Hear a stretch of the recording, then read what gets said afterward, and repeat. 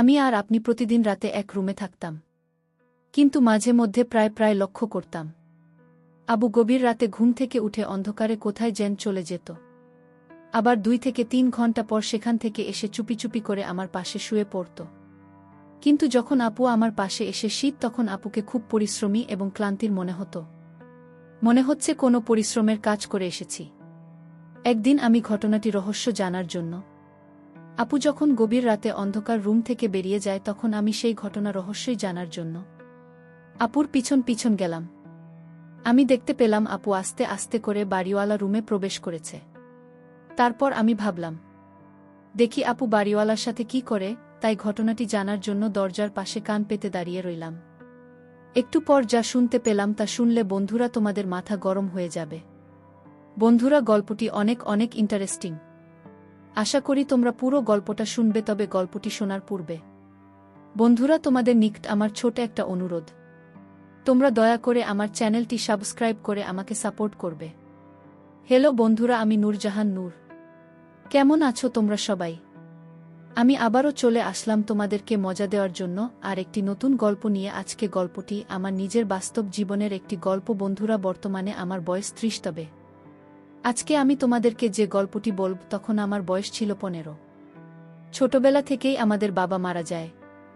আমাদের কোনো ভাই নেই, আমরা 2 বোন। মা অনেক কষ্ট করে আমাদেরকে বড় করে তুলেছেন।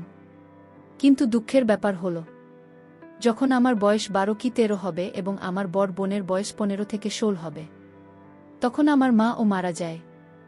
আর এদিকে আমাদের পারিবারিক অবস্থা খুব একটা ভালো ছিল না, যে কারণে আমরা এলাকার কিছু মানুষের সহায়তায় চলে আসি আমাদের গ্রামের বাড়ি থেকে ঢাকা শহরে কাজের সন্ধানে।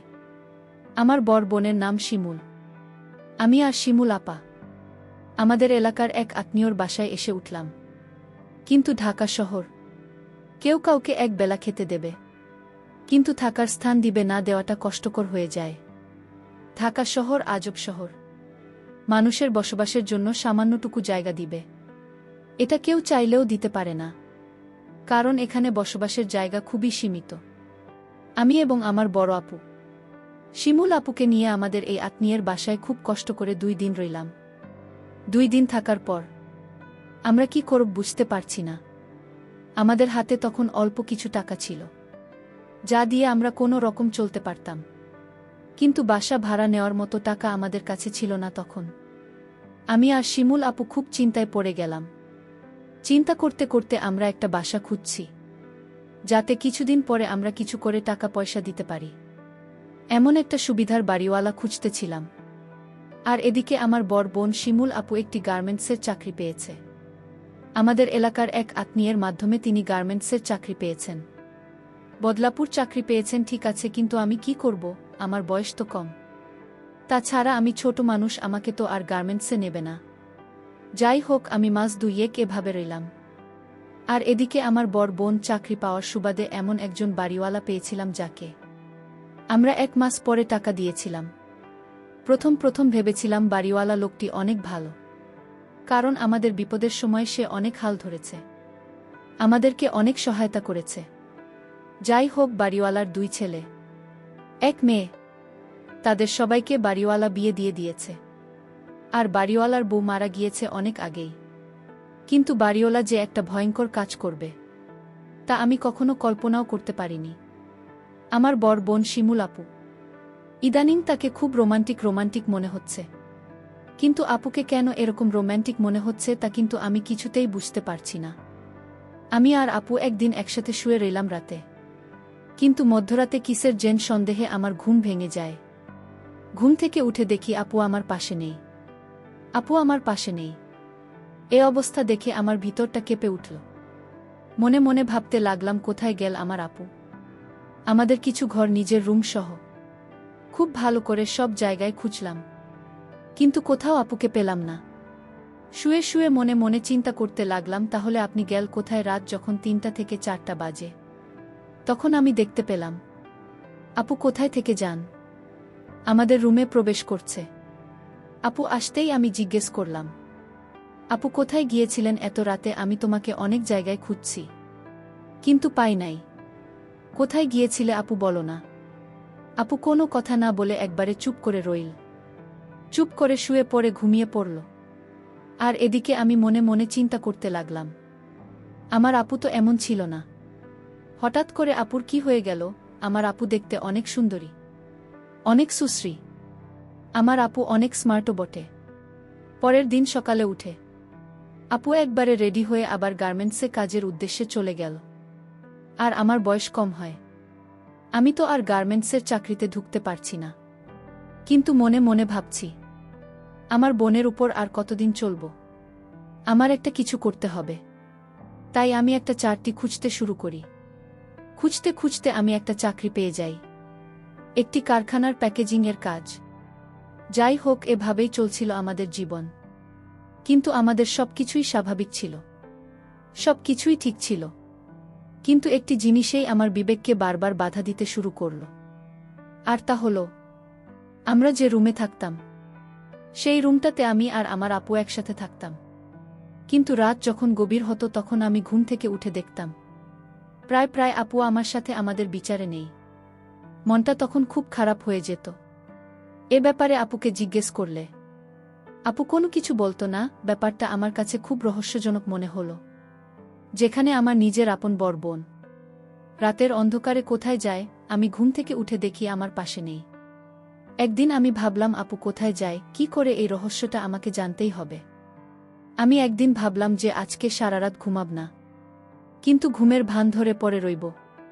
দেখবা আমার বড় আপু কোথায় যায়। রাত যখন 1-2টা বাজে, তখন দেখলাম আপু আস্তে আস্তে উঠে দরজা খুলে কোথায় যেন যাচ্ছে। আমিও চট করে উঠে গেলাম। উঠে আপুর পিছু নিলাম। এমনভাবে পিছু নিলাম যাতে আপু কোনোভাবেই বুঝতে না পারে যে আমি তার পিছু নিচ্ছি।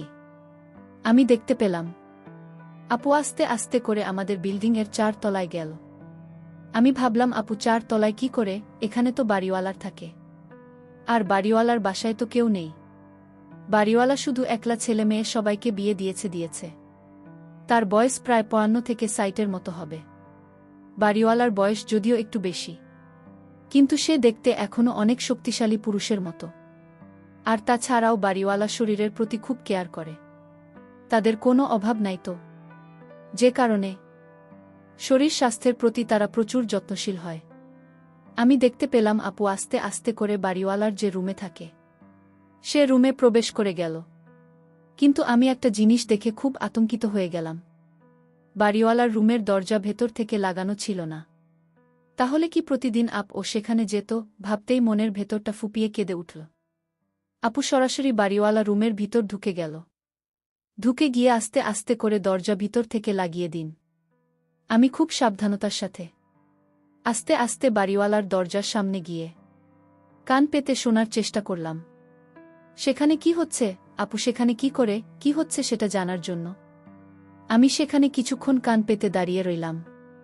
কিছুক্ষণ পরে শুনতে পেলাম সেখান থেকে এক অদ্ভুত ধরনের আওয়াজ আসছে।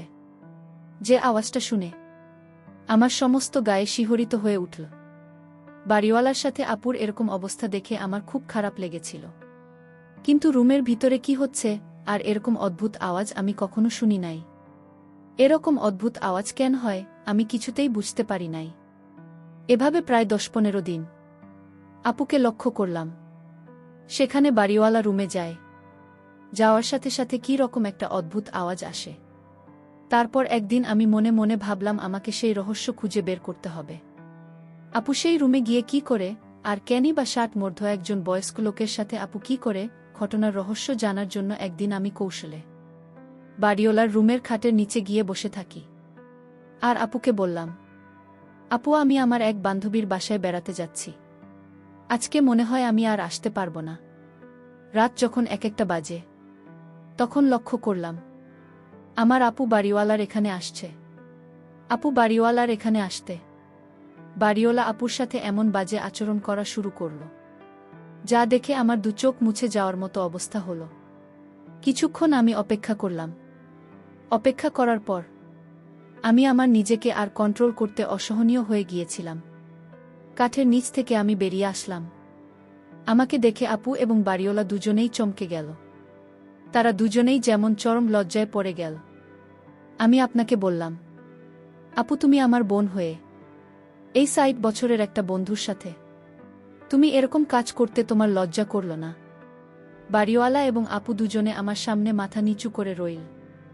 তারপর আমি আপনাকে বললাম, আপু কেন তুমি এরকম কাজটা করলে? একটু বলো না আমাকে।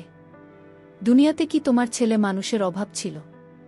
তাই বলে তুমি একটা ৬০ বছরের বুড়োর সাথে আছি? আপু আপু কিছুক্ষণ নীরব থেকে আমার প্রশ্নের উত্তর দিতে শুরু করল। আপু আমাকে বলল, বোন নূরজাহান, আমরা যখন খুব অভাবে পড়ে এই শহরে এসেছিলাম তখন খুব ছোট।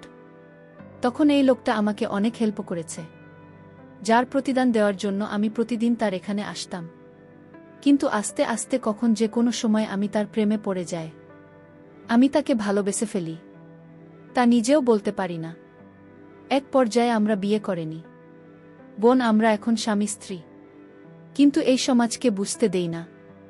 আমার বর বোন শিমুলপুর কাছ থেকে এরকম ধরনের কথা শুনে আমার কিছুটা খারাপ লেগেছিল। তারপর ভাবলাম, যেহেতু আমার বর বোন তাকে বিয়ে করে নিয়েছে, তাতে তো কোনো সমস্যা নেই। আমি আমার বোনকে বললাম, তাহলে লুকিয়ে কেন? আমরা স্বামী স্ত্রী তা প্রকাশ করো। তোমার স্বামীর বয়স বেশি হয়েছে, তাতে কি হয়েছে? যেহেতু তুমি বিয়ে করে ফেলেছ, তাহলে এটা প্রকাশ করতে অসুবিধাটা কোথায়? তারপর এক পর্যায়ে আমার বোন এবং বাড়িওয়ালা আমার বোনকে স্বীকৃতি দিয়ে সমাজের কাছে এটা প্রকাশ করল। কিন্তু বাড়িওয়ালার স্বভাব চরিত্র খুব একটা ভাল ছিল না। সে আমার দিকে মাঝে মধ্যে কেমন করে জেনে তাকিয়ে থাকত।